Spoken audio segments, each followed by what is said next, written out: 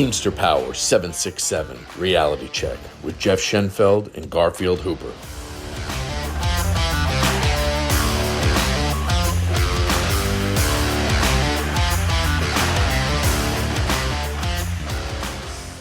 Hey everybody, as you can see, I've got Seth Pasick with me today. Jeff was unfortunately under the weather today, so he wasn't able to record, but we're going to have a good episode here, and as he would put it, let's get right into it.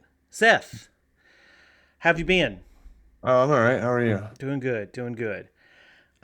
We wanted to talk a little bit about bylaws today, and we really try to encourage a lot of our members to get involved with the local, and any other local around that's listening, be sure and get involved and see what it is that you can do to make your local better. And one of the ways to do that is by proposing bylaws amendments. Like most locals will have a copy of their bylaws on their website. You can also get it on the Department of Labor website. Should have somewhat up to date bylaws for each individual local. And that will give you a way to, like, hey, go through and look at it, see if there's anything you like, anything you don't like, and the process you would need to do in order to propose a bylaws amendment in your local. Seth, what's been your experience with bylaws amendments with our local 767? Well, I mean, I tried to propose a bylaws amendment to have a stewards council in our local. I did not succeed in doing that. I'll say that as like it's been my experience from talking to other people that have done this as well, and it's been my experience that you shouldn't underestimate the organizing capability of your leadership if they're not in favor of a bylaws amendment that you're trying to propose, and frequently they aren't. I mean, I think the process, I think, is to my understanding is fairly universal. It's possible that there's bylaws that have it differently, but I'm not 100% about that. Most people I've talked to, their bylaws say that they have to propose a bylaws amendment on the first meeting of the year, January. Then it gets read to the membership for the next three meetings, and then in the April meeting, it gets voted on by the members present. And then if it gets voted on and it passes, then it would have to go to the IBT to make sure that it doesn't violate the IBT constitution in any way, and so they'd approve it. And then it wouldn't actually be enacted until the next term is like starts or whatever for your local. So on 3-year terms, the next 3 years election cycle, the beginning of it wouldn't actually start being in effect until then. Oh, well, and to propose it, you generally have to have it written up like the way that you want the amendment to actually be, and it has to be signed off by, I think, 7 members in good standing, if I remember correctly. And that's what it is in our bylaws. Like, it may be It's different and, in and yours I if you're in think a different that's local. in my experience anyway. That's nearly universal. I don't know if that's because it's like something in the I don't know if that's has something to do with like the IBT constitution or not, but it's possible that it's different wherever you are. You should check your bylaws, but it's most likely like that. We have, like I said, our bylaws. It's the amendments is section 29. It's on page 65 of our bylaws in local 767. If anybody wants to look up how to do amendments, but I would also encourage anyone that's wants to be a part of the union and wants to be involved in the day-to-day aspect, the going to your meetings and everything, and to pick up a copy of your bylaws and to read them, to know what the individual duties of your individual members or elected officials are, Yeah. and how it goes about to request certain knowledge. If for some reason that charges have been filed, the things you have to do to go about to get that information or to be involved in that process. If your local comes under trusteeship. We recently had something like that happen in local 767. We didn't go under trusteeship, but our leadership was used to go into trusteeship of another local that we have recently absorbed. And from what I understand, former local 997, like, a lot of their members came out in solidarity with their elected Like board. officials. Yeah, they're the former executive board Yeah, the former during executive the board. hearing.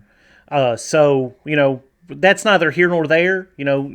Politics are going to politic, but it's important that if it's important that you be a part of your union if you're going to be in one, because unions are only as strong as their weakest members. If you were going to talk to me and I was a member of another local and I wanted to do a bylaws amendment, what would be the first thing that you would tell me that I needed to do?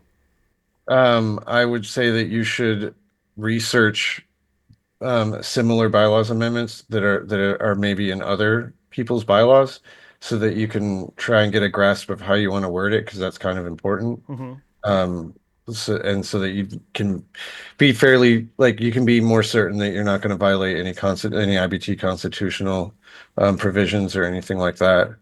Um, I think that from there you would want to like you'd want to like work around setting up some kind of committee to organize like around the concept, and then you'd want to be, like, wiring and hitting gates and talking to people and trying to like have a discussion about like what you're trying to do and why you're trying to do it. I think you should be doing that probably before even the first meeting of the year. You should be doing that before you even propose the amendment, because you would want to build up as much support as possible to be able to get people to come to that April meeting. So if you wanted to say propose a bylaws amendment in next January, now would be a good time to probably get started on that. Yeah, now we're like the midsummer, probably mid to Yep. late summer, the latest. And that's go to your meetings, talk to other people that may uh Well, yeah, well, if you can get like the cooperation of your local, right, then that's awesome, because if your e-board will sign off on it, then you don't have to go through the voting process or whatever, right? Like it can, generally speaking, at least, by the bylaws that I understand. yeah. Um, but like, even if you did have to go through the voting process, you having the support of your e-board would be huge. I mean, I know that they frequently aren't in support of it, but if they can be in support of it, then it's like 100% you should try and do that. I know that David Allen, for instance, in Georgia, he just recently passed some bylaws related to steward elections, and he did have the support of his e-board, so that was a fairly smooth process for him. Whereas like Keith Hill in Mississippi recently tried to pass a steward election bylaw, and he did not have the support of his e-board, and he unfortunately did not succeed in that amendment.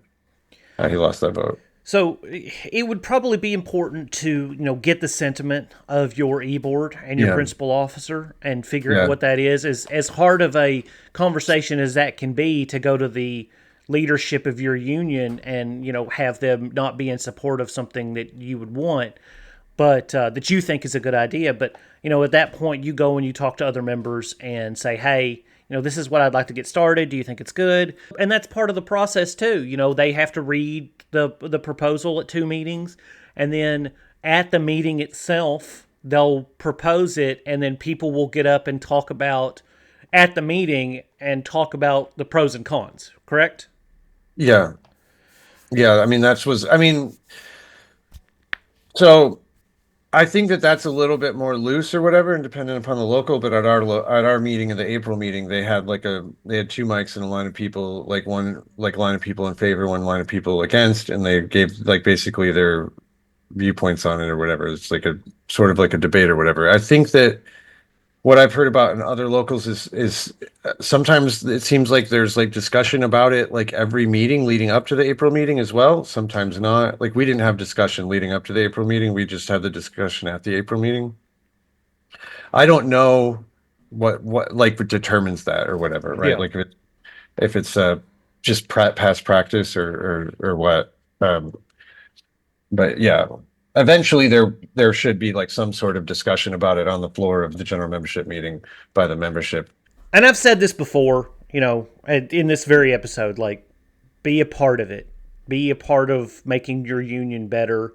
Be, that's something that I've talked about a lot of times. People will often, they want their union to be better, but they don't want to do the work to, make the union better.